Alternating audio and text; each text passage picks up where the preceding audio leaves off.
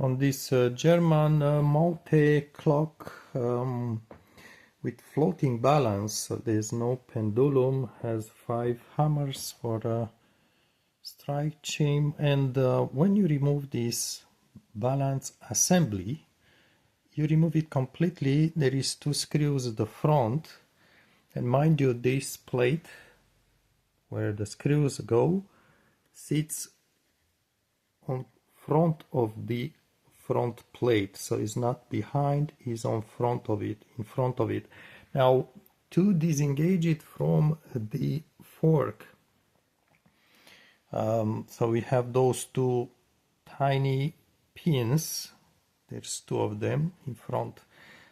We also need first to loosen these washers or these nuts here at the rear, but do not completely remove them, just loosen them and give them maybe 3 turns until you get them flush with the surface, with the pin, with the stud. And this will actually give the assembly sort of an angle.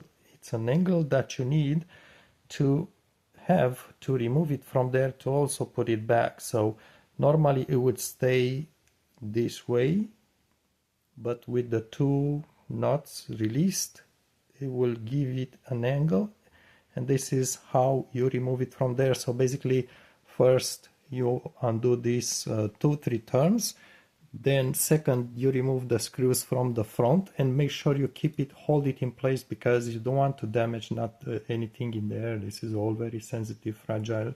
So when you remove the screws, put it on the back and just hold it with your hand, so it doesn't hang free from there. And now I cannot film this, but the whole idea is to have this angle to pass this black teeth here, this U, underneath the fork from the rear. Just go underneath there, and then the 2 pins which are right there in front. I'm not sure if you understand what I'm talking about. There is 2 small pins that you see from the side here. Those will get into the fork. So there is sort of a swing movement. First you get that black U piece underneath the fork, and then you drop it in place, and again the this face here sits onto this face here, not behind it, and you have to again wiggle it, give it an angle to get it in and out. Now careful, obviously, when it sits like this is fine, but don't touch the spring. Try not to touch the balance well, because it sits on a very fine spring wire in the center, and there is a cylinder on it. So just careful not to toss it, because you can damage it, and make sure it spins freely. What the forum suggests is to tighten back these nuts when it sits like this, and you want to rest it on a table, but it has to be level, because normally it's not level. Notice if you put it flush on a table, it's not going to stay level.